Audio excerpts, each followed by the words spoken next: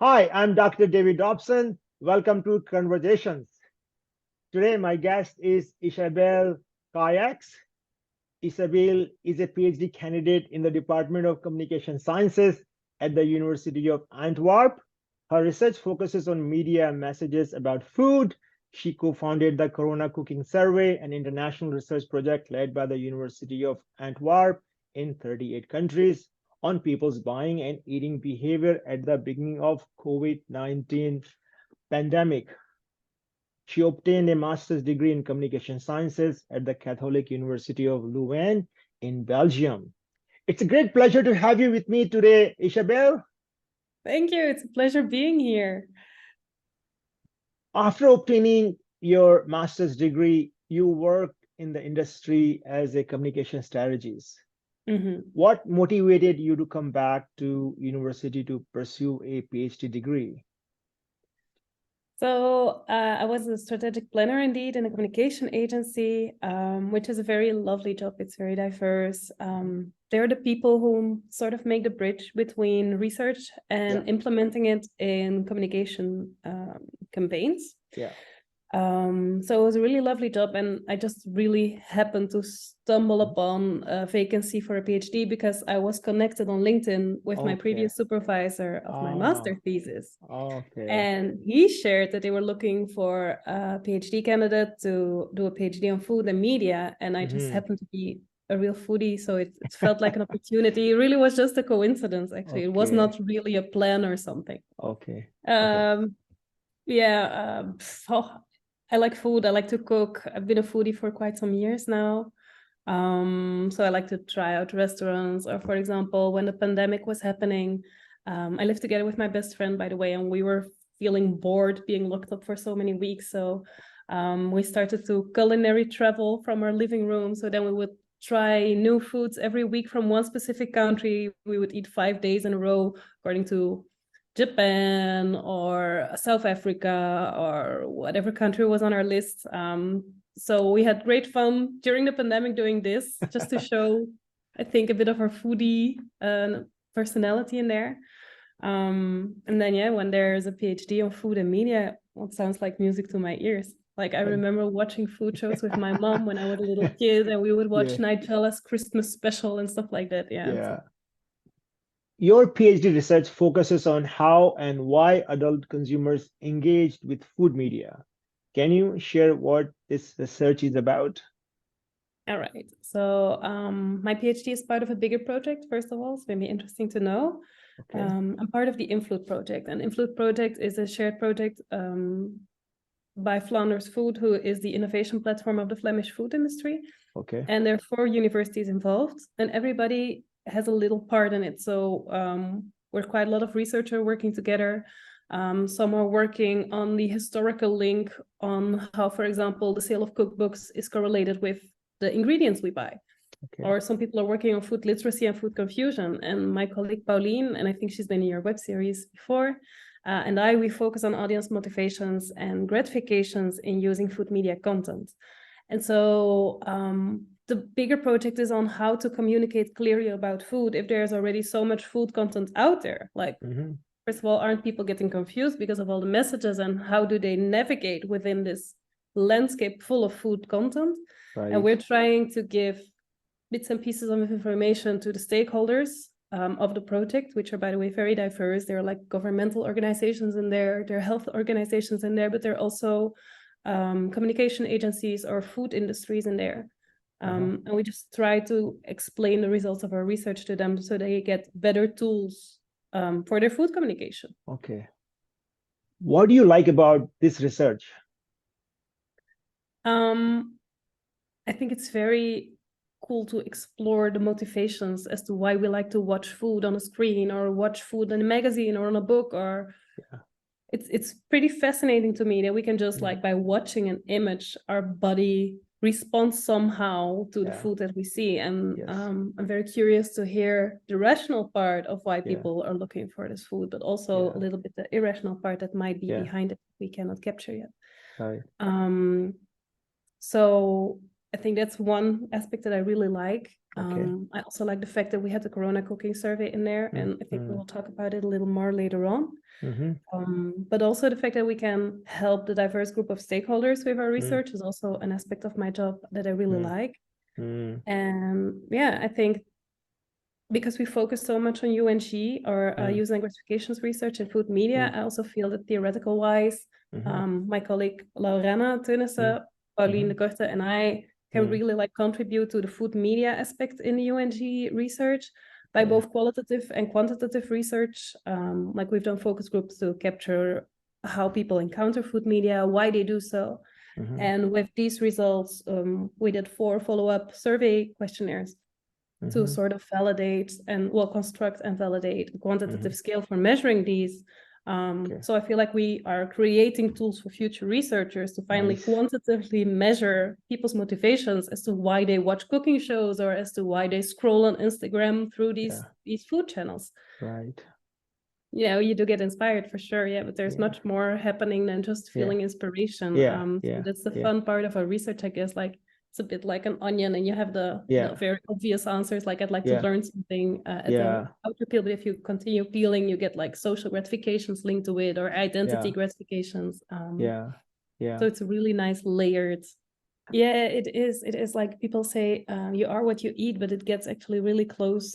It's like, I think it's a quote that has a lot of truth in it, because indeed it tells so much about your culture, but also about your personal decisions. For example, if you're a vegetarian, it tells a lot about why you don't eat meat, and then people can ask questions about it. And or if you eat a curry, does it tell you something about where you're from? If I eat Belgian fries, does it tell people that I might be Belgian maybe? Or if I'm like picky on my fries, it might be because, oh, you're from Belgium. You know, like all these little details, the way you eat food, the way you pick food, the way you prepare food, tells you so much about the person you actually are. Sharing it with others is such a vulnerable, beautiful thing to do. I also feel like food media is diversifying. If I compare it with the food literature that I've been reading on older food media, it was more like, for example, the French cuisine was the way to go, and it was, if you had good cooking qualities, you were able to make French sauces or something. Like right now, if you compare it, it's so much more about being an omnivore and having tried food from all over the world, or being brave enough to try food that you've maybe never tried before.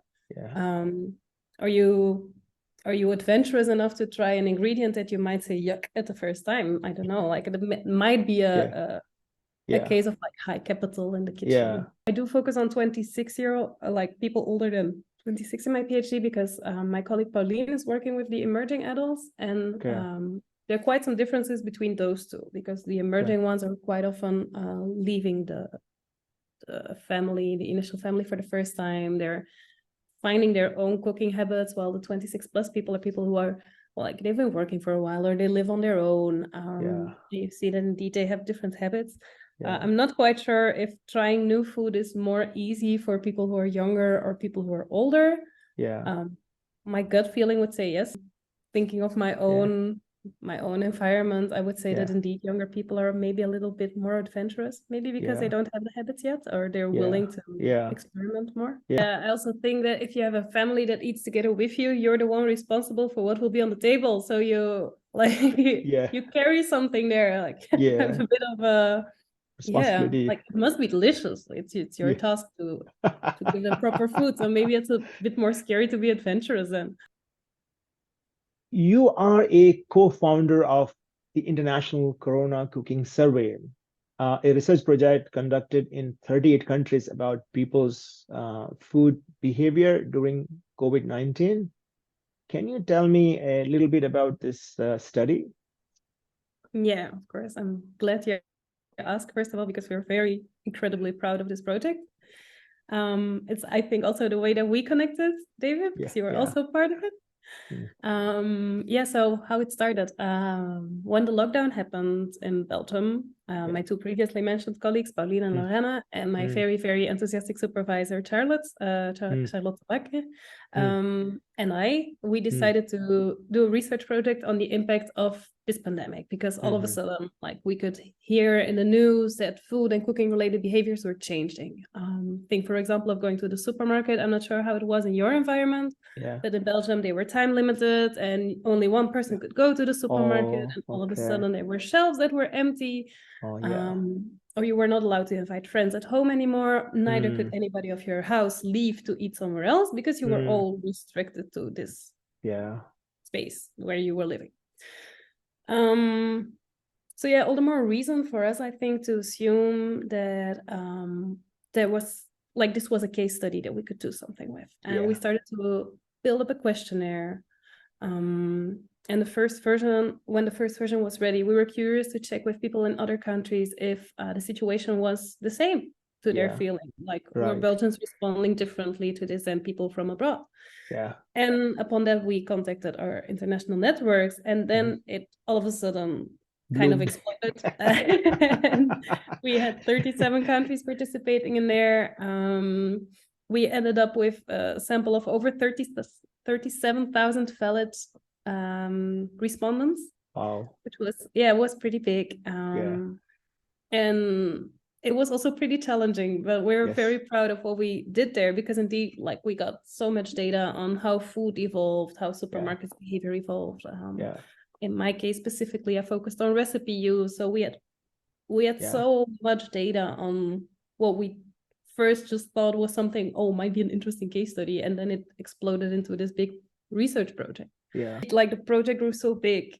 You can imagine that there were quite a lot of research questions and interests involved. And I cannot summarize all of them, but like a big overview study that Charlotte took the lead in did find that, for example, there were increases in planning behavior, in selecting behavior, and in preparing behavior of healthy foods. So for both women and men, by the way. So something positive did come out of the pandemic, after all, food-wise. For my personal research, I already said I focused on the recipe use. So I was curious to see if people use different sources for finding their recipes, different media, or if they value different aspects as to why to choose for a recipe to stick to it.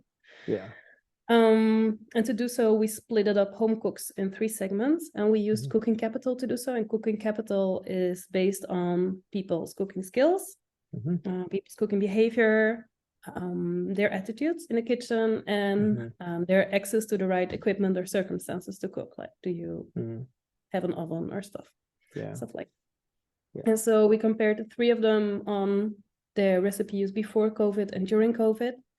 And then we saw that for the people with the highest cooking capital initially before COVID, they showed more interest in recipes that were more tasty, more healthy, more sustainable, which we sort of expected based on the literature, because it's also a bit of a high capital thing, Bourdieu-wise, capital speaking. And then the other 2 types of cooks, they focused more on convenience, such as it has to be easy to make, or it has to be quick to make. And then if we compare it with what happens during COVID, we see that the preparation time becomes less important, obviously, because people were at home anyway. And also on different aspects, the gap between these 3 clusters closes a little bit. So that was interesting to see. It was cool research, and I think it was only possible because we were really lucky that the Corona cooking grew so big, and we learned so much about how to manage such a big group of people. Like, there were over 100 researchers, I think, in the group, and in the end. Like, trying to focus on which questions to include, because many people means many interests, means many opinions on how the questionnaire should look like. Having meetings in different time zones all over the world. I remember that we created an OSF page to get things structured and like fixed on a space, but still safe and available to whoever was in there. It was huge. And also, like, press-wise, I think because we got in the Belgian press, and then we got in the press abroad, and then we even made it to the New York Times. Yeah. I think that really boosted the number of participants in the study. Yeah. So that's Yeah. definitely something that I will Yeah. remember from this project. Like the press can be a really good friend if you have to find many participants. Yeah. So, Isabelle, do you have any advice for students who wish to pursue a doctorate in social sciences that focuses on communication research? Yeah, I think I might, because it's not always, I don't think it's the easiest job that you can choose for. So it's a bit challenging. Yeah.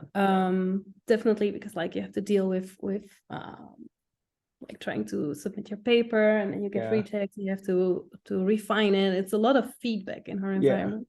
And I Yeah. think what I would recommend to people who are new in the business is talk to your colleagues about it, like share your Yeah. experiences, Yeah. both the negative, but also definitely the positive ones. Yes. And try to focus on your own process. And like, I'm not the best to give this advice because I have some, like, I think it's difficult to not compare yourself with others sometimes. Yeah. Yes. But in the end, it does make you happier if you're not like, oh, but she's already publishing 2 papers and I didn't have mine published yet. Or if you're comparing, I think it gives you unnecessary stress. Right. Everybody's different. Everybody has their own project. Everybody has their own questions to solve. Mm-hmm. So it's not like taking a course together. It's different. It's just like, it's sort of writing your own book, and everybody writes on a different speed or takes a different approach in how to write it. Yeah. And then I would also recommend to celebrate small successes. Like even if you would only celebrate your publications, it's not enough. Then you have like a celebration a year. Yeah. It will be like Christmas. It's not enough. You cannot just celebrate Christmas on a year. That's true. So I think if you achieve little steps, like, hey, I'm past the desk reject, for example, or I made it to a major revision or a minor revision. Great, congratulations. Or you got into a conference. Well, hands together, you made it into a conference. Yeah. You made it to the local press. I don't know, like anything small that makes you smile on a day in your PhD trajectory, I think is something to be proud of and to share with the others, to create like a positive environment about the project you're doing. Like your work is getting out there. That's genius. It's great. That's why you're a researcher in the end. Yeah. So I would definitely advise people to talk with each other and to also focus on the positive sides of the job. It does require quite some self-discipline. Like I must say, I cannot mention a single colleague I know that doesn't have self-discipline. Like, you have to, because otherwise you won't get anything done. But I think is it that much different from other jobs? Maybe because you don't have a direct boss over you every day asking where you are. It's a bit of your commitment to work for your supervisors and for yourself, mainly for yourself, by the way. So you need self-discipline, but it comes natural, I think, to most people.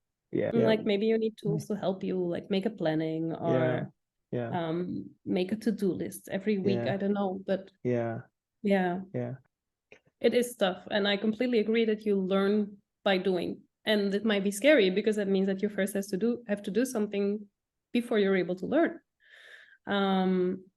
And I also definitely agree that it might be frustrating. Like I also have many desk rejects on my way, or major revisions that I don't agree with necessarily. But then I think it takes some time to like take a step back and reread them and really try to figure out, okay, why did I get this feedback and how can I solve it?